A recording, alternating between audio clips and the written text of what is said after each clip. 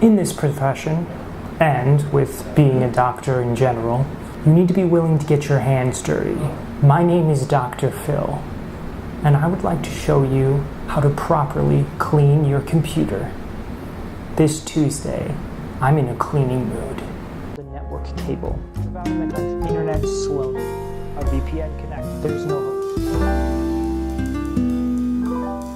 My name is Dr. Phil, and this is your Tech Tip Tuesday. Before we begin cleaning the computer itself, we want to make sure we have at least 4 main cleaning items available to us. First, you want to make sure you have compressed air. Second, you want to make sure that you have some sort of cleaning product. In this case, I have Windex, something like this.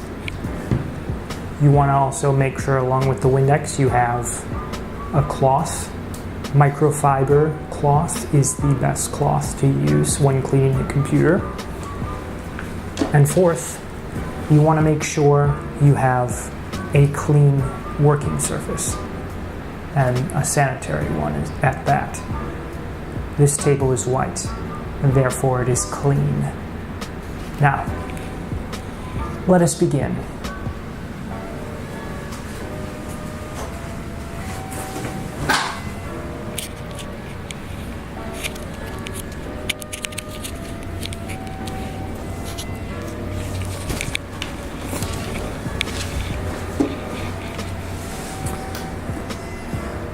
All right, let's get to the computer. So first, you want to remove the computer case. So, I'm going to move the case, set it right here. Gonna open up your case, and you're gonna take a look inside. At first glance, it may not look that dusty, but let me assure you there are some key common culprits that is where dust will collect, and I will show them to you in a second. However, before we begin, I'd like to make sure you have your compressed air handy. We are not going to spray the case inside the building. We are going to go outside. All right, now as you're spraying your case, you want to make sure you get the motherboard of the computer, which is this green piece right here along here. We're also going to get the heatsink that goes to your CPU. It's right here, and then the case itself, which is right here. We're going to get the graphics card fan right here. We're also going to get the power supply fan, which is right here. And then finally, we're going to get the case fan itself, which is right here, and on the internal piece of it right here.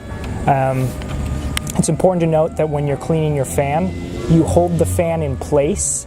You do not want to let your compressed air move the fan while you're cleaning it, because that can actually ruin the motor of the fan itself.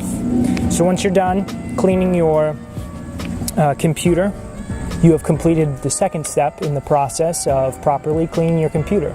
I'm going to just briefly run my compressed air through this, and then I'll meet you back inside.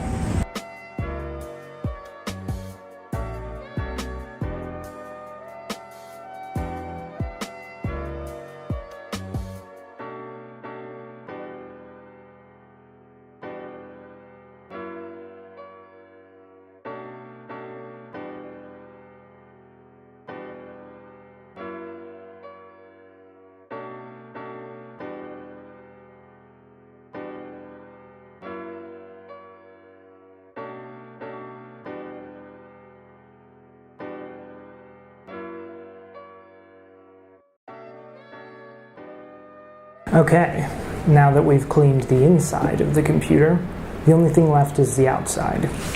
So, you want to take your cleaner, I'm using Windex, and don't apply it directly to the computer itself.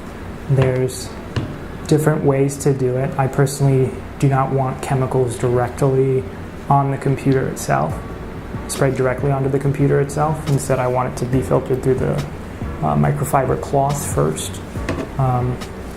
So I'm going to just spray it, and I'm going to get all the dust that is accumulated on it.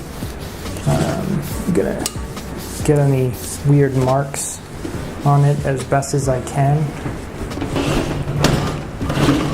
Clean the back.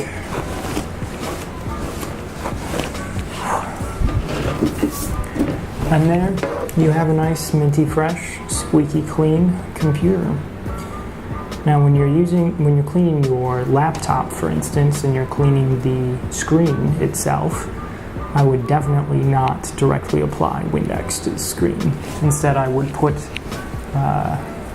maybe not even put Windex on the screen itself. Just use a microfiber cloth to clean off any dust particles or any weird marks that have appeared, and just rub them off gently on the screen itself. That's probably the best method to use. And then when you're cleaning the keyboard and the trackpad, you also just want to make sure you spray the chemical, the cleaning product directly onto the microfiber, and then just wash and wipe it down. And you'll be good to go, and you'll have a nice, clean computer. I love when things are clean.